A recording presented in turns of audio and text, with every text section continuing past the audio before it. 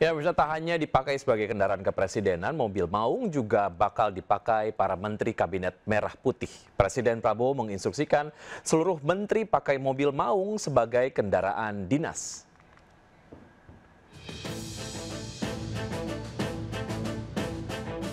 Mobil maung naik daun di era pemerintahan Presiden Prabowo. Mobil buatan dalam negeri itu dipamerkan penuh kebanggaan oleh Prabowo di berbagai acara. Mobil buatan PT Pindad itu bahkan menjadi mobil kepresidenan RI 1 yang digunakan Prabowo dalam berbagai acara termasuk acara kenegaraan. Tak hanya dipakai presiden, Prabowo menularkan penggunaan mobil maung ke banyak pihak. Maret lalu, 700 mobil maung dipesan ke PT Pindad untuk TNI dan Polri. Bahkan sejak tahun lalu, pemerintah Prabowo dikabarkan telah memesan ratusan mobil maung untuk Kabinet Merah Putih. Di tahap awal diberikan pada para menteri dan selanjutnya diberikan ke para wakil menteri.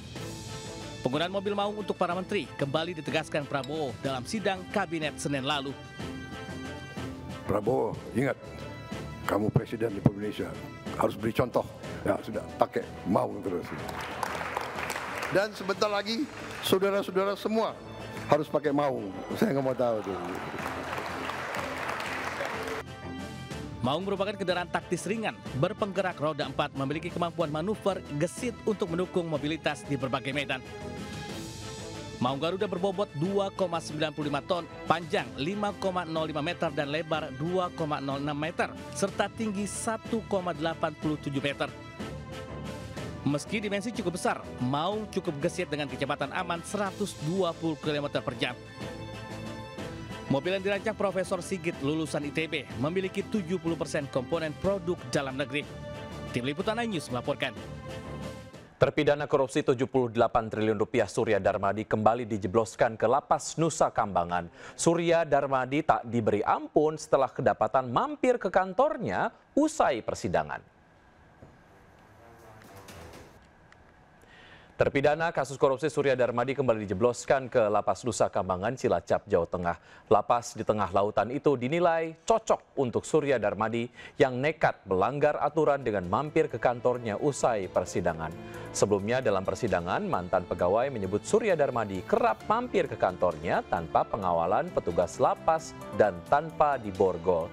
Sebelumnya bos Duta Palma itu divonis 16 tahun dalam kasus penyerobotan hutan. Ia ditahan di Lapas Nusa Kambangan namun dipindah ke Lapas Cibidong atas alasan kesehatan.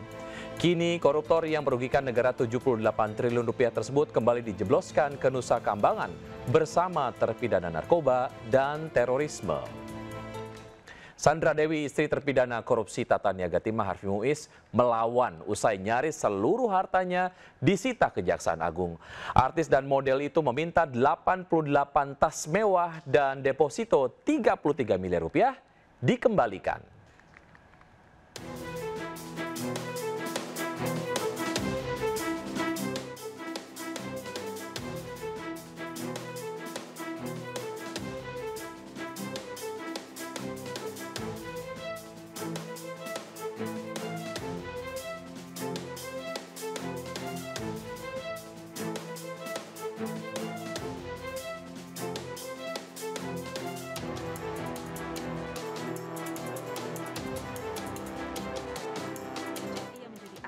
Pada 2004, sehingga tidak terkait dengan korupsi suaminya. Sandra Dewi juga mengklaim memiliki perjanjian pisah harta pada 2016 sebelum ia menikahi Harvey Muiz. Terkait permintaan Sandra Dewi, Kejaksaan Agung menyatakan siap menghadapi gugatan Sandra Dewi. Yang jelas penuntut umum siap untuk menjawab dan menerangkan apa-apa saja terhadap permohonan keberatan yang diajukan oleh saudara Sandra Dewi. Suami Sandra Dewi, Harvey Muiz, divonis 20 tahun penjara dalam kasus korupsi Tata Niaga Timah dan TPPU senilai 420 miliar rupiah. Seluruh asetnya disita, termasuk tas mewah milik istrinya, mobil mewah, apartemen, dan deposito. Tim Liputan iNews melaporkan. Akibat terjebak kemacetan parah, sebuah truk trailer tertabrak kereta api di perlintasan palang pintu kereta api di Semarang, Jawa Tengah. Kecelakaan itu terekam amatir hingga viral.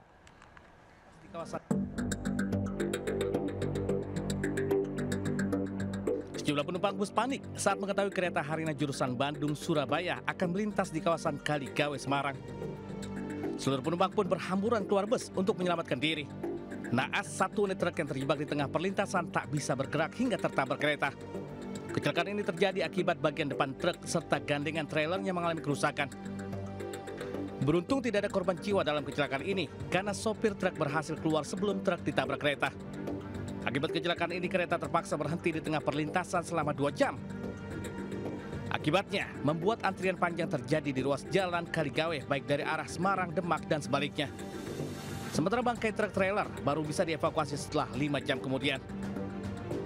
Sementara kereta api hari ini terpaksa kembali ke stasiun Tawang untuk pergantian lokomotif. Dari Semarang, Jawa Tengah, Doni Marendra News melaporkan. Ratusan anak muda rela antri berjam-jam sejak pagi hari untuk bisa ikut dalam bursa kerja di Sukabumi, Jawa Barat. Para pelamar itu berharap untuk bisa bekerja dan mengisi posisi kasir minimarket.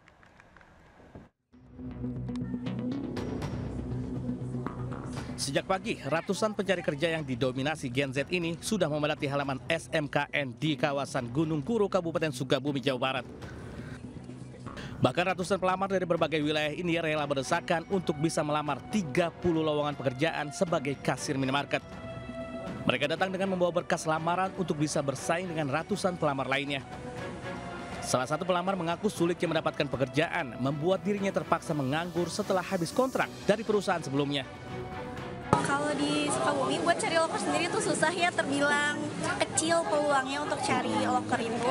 Apalagi kan buat kerja sama sumber daya manusianya itu lebih banyak SDM-nya gitu, sedangkan peluangnya sedikit gitu. Sebelumnya video ribuan anak muda mengantri untuk melamar pekerjaan di sebuah perusahaan di Desa Kedung Kelor, Kabupaten Tegal, Jawa Tengah viral. Para pencari pekerjaan rela berdesakan karena mendapat kabar perusahaan akan merekrut 15.000 pekerja di sebuah pabrik sepatu. Bahkan aksi saling dorong dan berdesakan sempat terjadi di depan pintu masuk perusahaan. Sementara itu berdasarkan data BPS pada Februari 2025, jumlah pengangguran di Indonesia mencapai 7,28 juta jiwa atau 4,76% dari total angkatan kerja. Angka ini merupakan tingkat pengangguran tertinggi di ASEAN. Gen Z dan milenial merupakan kelompok dengan tingkat pengangguran tertinggi dengan angka pengangguran Gen Z mencapai 16%. Tim Liputan iNews melaporkan. Kemacetan parah kembali terjadi saat jam berangkat kerja di kawasan Jembatan Flyover Pesing, Jakarta Barat. Kemacetan terjadi akibat adanya truk yang mengalami pecah ban hingga menutup seluruh badan jalan. Sejumlah penumpang Transjakarta Koridor 3 Kalideres Pasar Baru ini terpaksa dialihkan ke Transjakarta lainnya akibat terjebak kemacetan di Jembatan Flyover Pesing arah Grogol, Jakarta Barat. Kemacetan parah terjadi akibat adanya truk yang mengalami pecah ban. Kepadatan terjadi karena bertepatan dengan jam berangkat kerja. Bahkan kemacetan sudah mengular hingga ke Jalan Pesing sejauh 3 km. Sementara pemotor yang akan menuju tempat kerjanya memilih untuk mencari jalur alternatif lainnya.